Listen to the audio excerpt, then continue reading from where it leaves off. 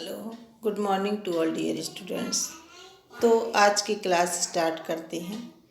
पिछले क्लास में मैंने आपको एल्डिहाइड एंड कीटोन की केमिकल प्रॉपर्टीज के बारे में समझाया था। इसी के आगे आज हम आपको अपचयन और ऑक्सीकरण अभिक्रियाएं बताएंगे। तो अपचयन अभिक्रिया में पहले आप देखिए क्लेमेंसन अपचयन। क्लेमेंसन अपचयन क्लेमेंसन अपचयन क्लेमेंसन अपचयन क्या होता है कि जब हम किसी एल्डिहाइड या कीटोन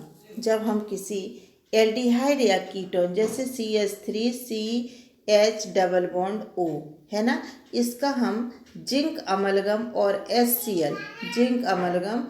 HCl की उपस्थिति में अपचयन कराते हैं तो CO समूह CHOH में कन्वर्ट हो जाता है। CH3CH पहले से जुड़ा हुआ है तो एक H और आ जाएगा OH, CHOH CH2OH।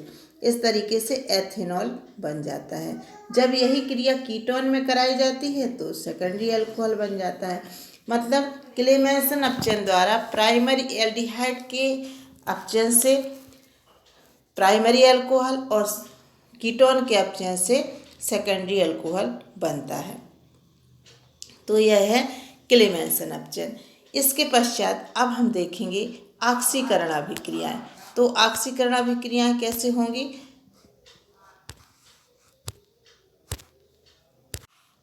इसके बाद हैं ऑक्सीडेशन अभिक्रियाएं।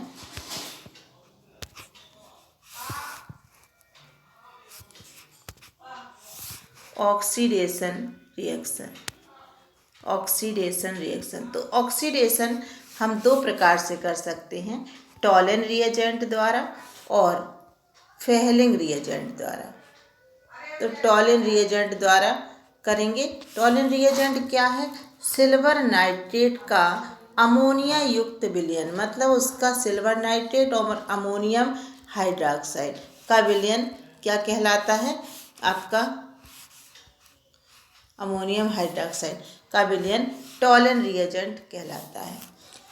अब जब यह आपस में क्रिया करते हैं तो बनाता है सिल्वर हाइड्रॉक्साइड, जो कि अपघटित होकर देता है सिल्वर ऑक्साइड। यही सिल्वर ऑक्साइड एल्डिहाइड और कीटोन, जैसे एल्डिहाइड है आपका CH3CH double bond O, aldehyde को कार्बोक्सिलिक एसिड में ऑक्सीकृत कर देता है और स्वयं रजत दर्पण में अपचयित हो जाता है। कीटोन का इसके द्वारा ऑक्सीकरण नहीं होता क्योंकि यह दुर्बल ऑक्सीकारक होता है। स्वयं अपचयित होता है और दूसरे को ऑक्सीकृत करता है। एल्डिहाइड या कीटोन को ऑक्सीकृत करता है, इसलिए यह ऑक्सीकारक है। चूँकि दुर्बल ऑक्सीकारक है, कीटोन का दुर्बल ऑक्सीकारक द्वारा ऑक्सीकरण नहीं होता, इसलिए इसके द्वारा एल्डिहाइड का ऑक्सीकरण नहीं होगा। इसी प्रकार हम देखेंगे फेहलिंग विलयन। फेहलिंग विलयन क्या होता है? कॉपर सल्फेट का क्षारीय विलयन फेहलिंग विलयन कहलाता है। तो copper sulphate plus sodium potassium tartrate COONA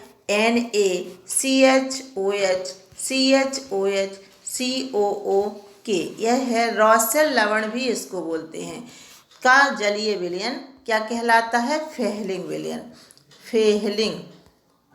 Fehling solution. तो जब हम इसके द्वारा ये आपस में क्रिया करता है तो बनाता है CuOH का होल ट्वाइस, जो कि अपघटित होकर CuO देता है।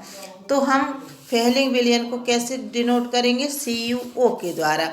तो जब इसमें हम कोई एल्डिहाइड डाल देते हैं, जैसे हमने डाल दिया CH3CHO और इसमें हमने फेहलिंग विलयन डाला तो CuO इससे क्रिया करता है और CuO एल्डिहाइड को कार्बोक्सिलिक एसिड में ऑक्सीकृत कर देता है और स्वयं Cu2O में अपचयित हो जाता है, जिसका रेड प्रेसिपिटेट प्राप्त होता है। तो इस प्रकार से यह इसकी अपचयन और ऑक्सीकरण अभिक्रियाएं हैं। कीटोन का इन अभिकर्मकों के द्वारा कोई ऑक्सीकरण नहीं होता, क्योंकि यह दोनों ही दुर्बल ऑक्सीकारक हैं। तो यह आप रिएक्शन लिख लीजिएगा, मैं आपको इनकी पिक भेज दूंगी।